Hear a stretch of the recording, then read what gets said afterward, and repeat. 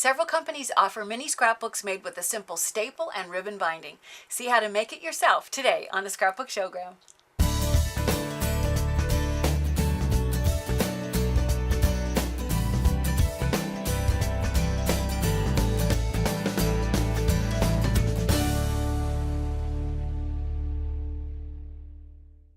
Hi, I'm Sandi Genovese and welcome to the Scrapbook Showgram. Here you can see I have a couple of different albums. These are like mini scrapbooks from a couple of different companies, and if you look at the edge you can see that it's just made with a simple staple and then reinforced ribbon binding. I'm going to go ahead and untie the bow. See if I can get into this to show you the pattern of the ribbon on the inside. This one has a window where you can add a photo or an embellishment to match the theme of the scrapbook. Inside you can see that the ribbon shows on the inside and then comes back out and wraps around like so, and then it goes on the inside of the back cover and comes out this end ready to tie in a bow. It's really pretty ingenious and simple, and the pages, in this example the pages are black, and if I go to the middle you can see the staple in the inside as well.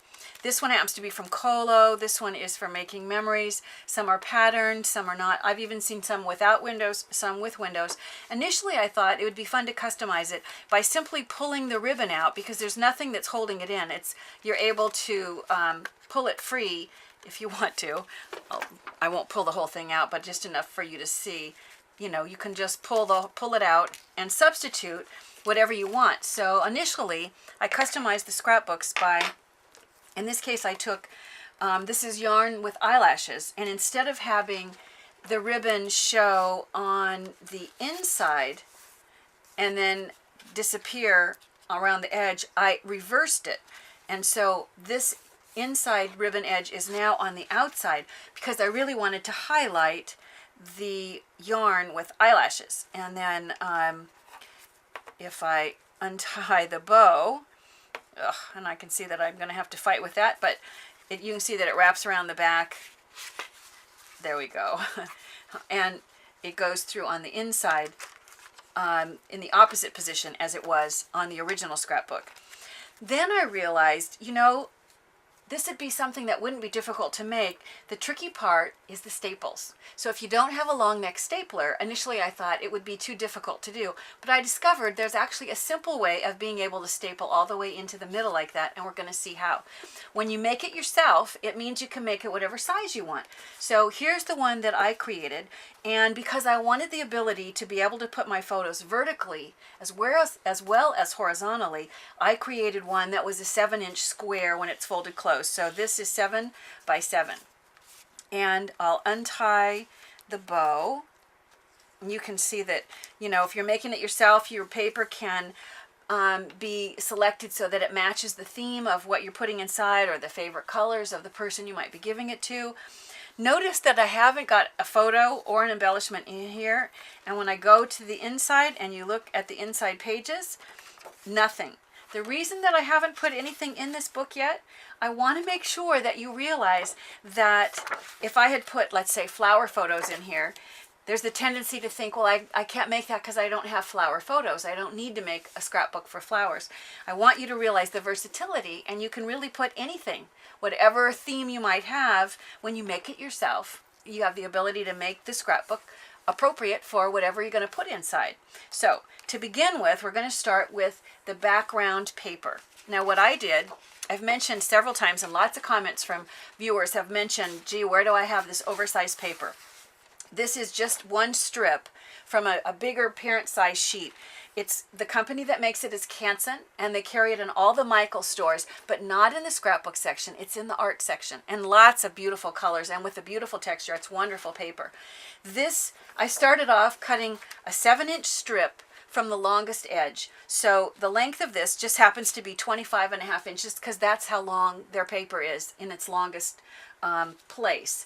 So I started with that, and then I simply folded it in half to give me the first dimension. This is a 7-inch strip because I know I want a 7-inch square. So now I would take my ruler and mark off 7 inches, and then at the 7-inch spot I place the ruler down, and I've got it lightly marked. I don't know if you can see it in pencil, and I'm going to score with my bone folder the first fold mark.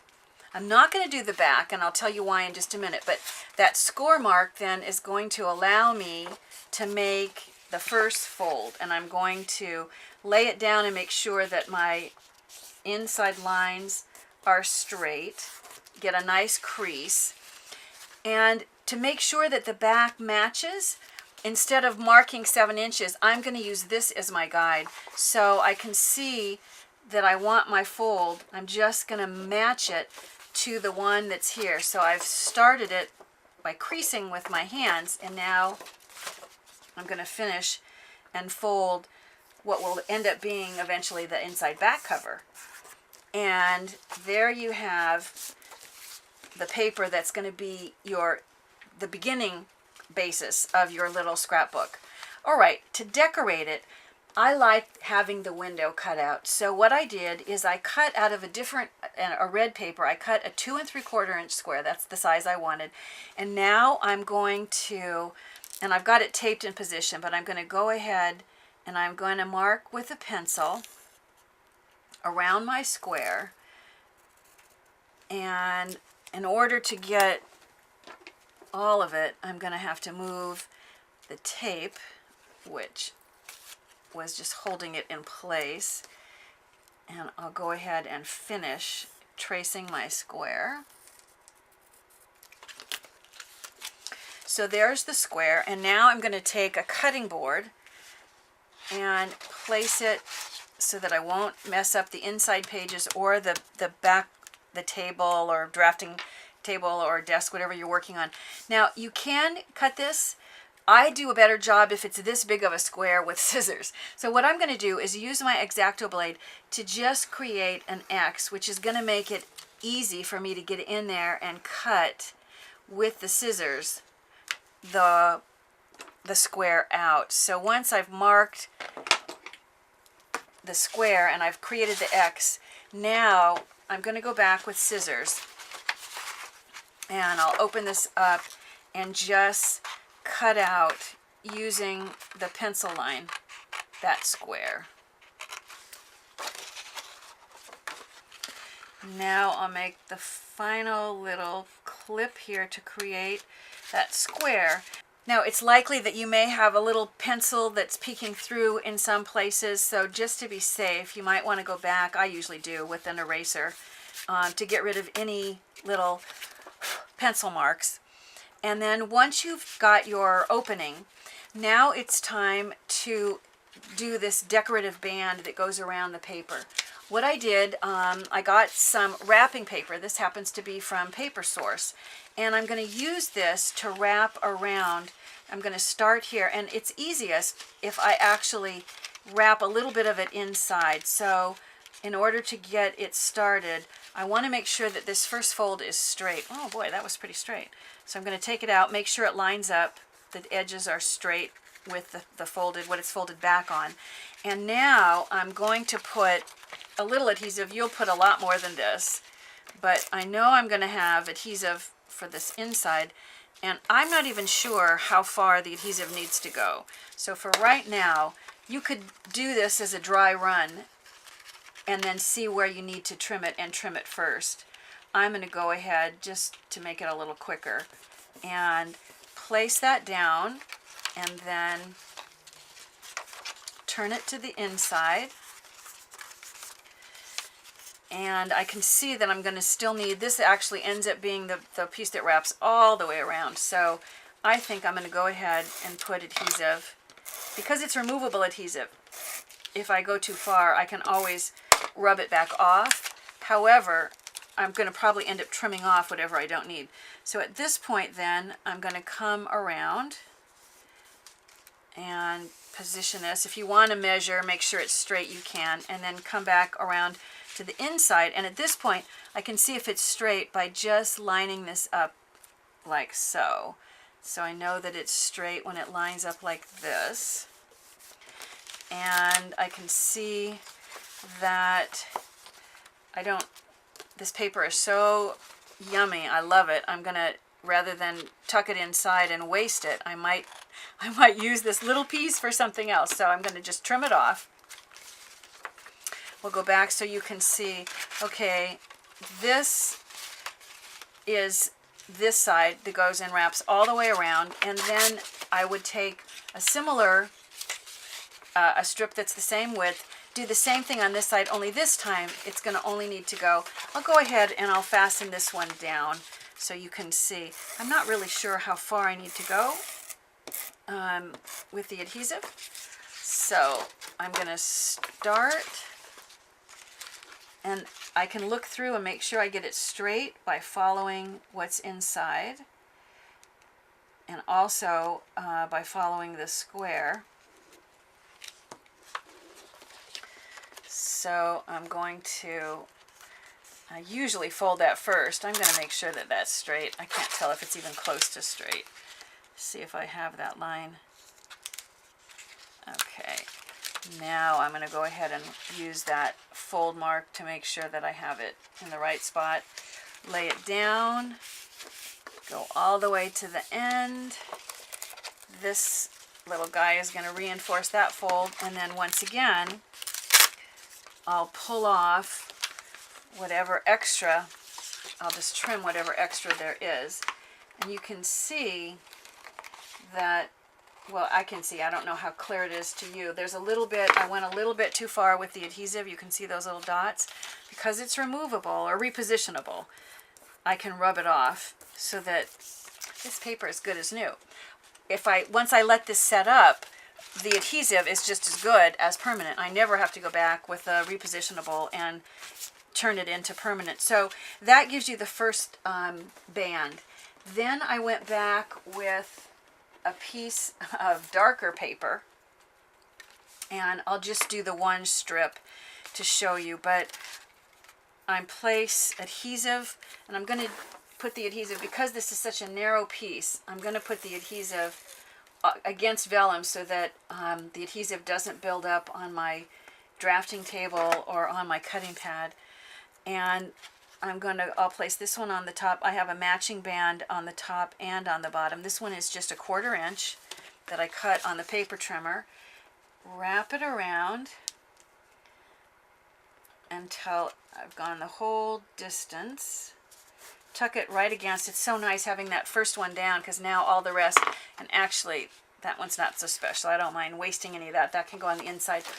Once you do the same thing on the bottom, you can see how you end up, with the band. So now it's time to create the red band. Now I'm going to use my white pen. I've started a little bit of the striping here. If you've watched many of the Scrapbook Shellgrams, you know that I frequently create stripes or polka dots, checks, diamonds that kind of look like an argyle. A white pen on any of the dark colored paper, it really looks great, and it's so inexpensive.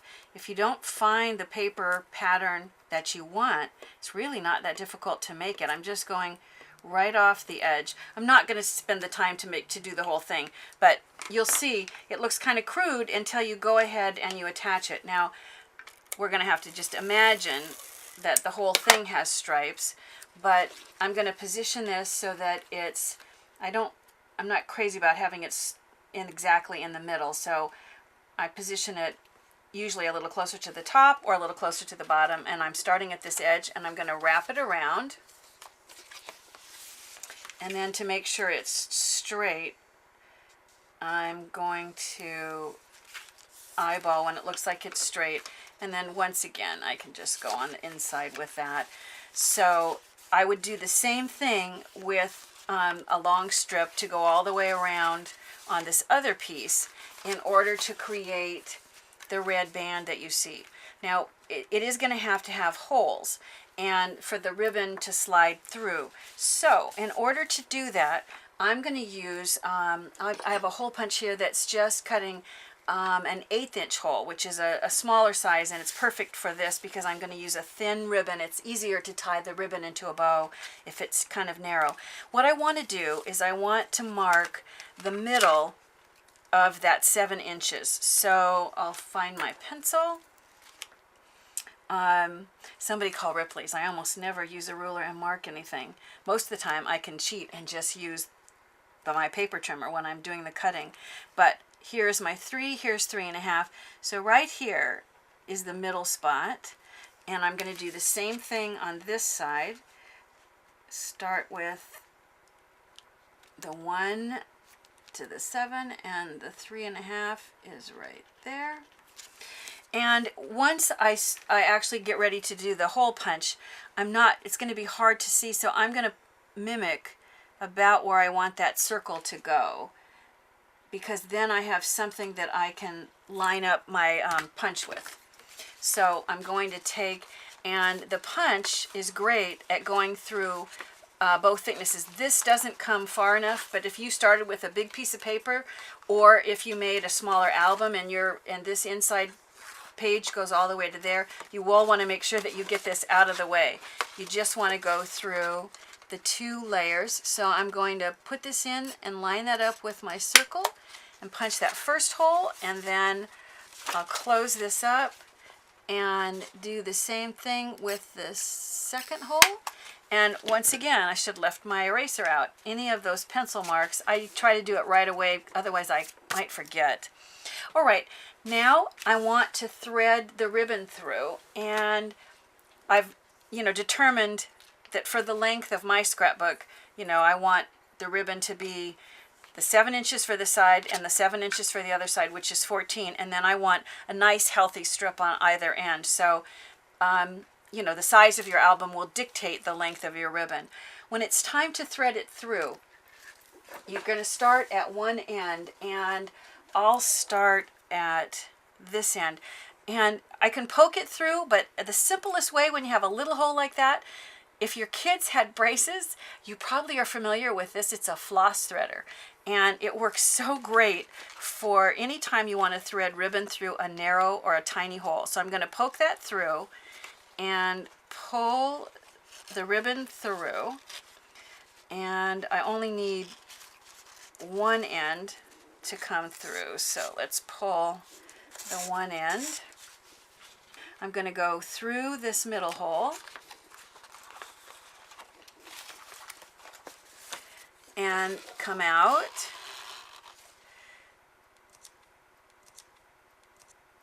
and go back through this one.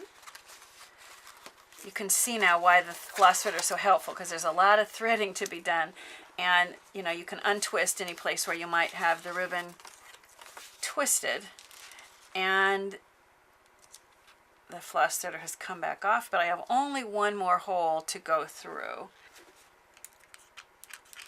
Poke it through, pull it out,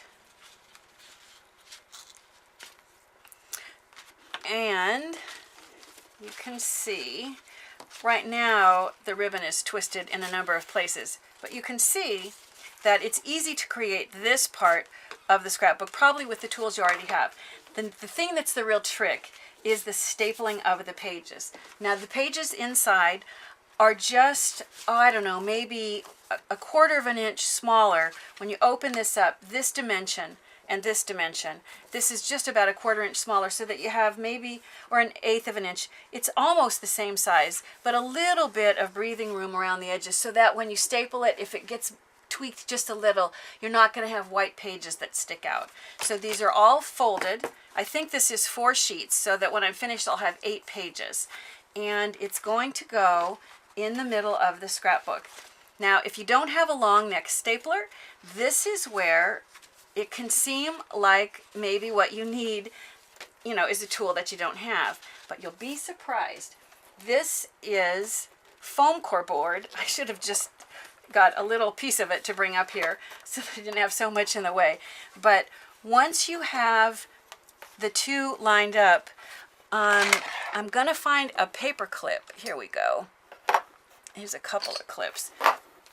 You want this to stay in place. So I'm going to line this up so that the folds of my pages are aligned with the folds of the cover, and with a fairly even little 1/16 of an inch border all the way around. And let me open my clip, and have it ready to go.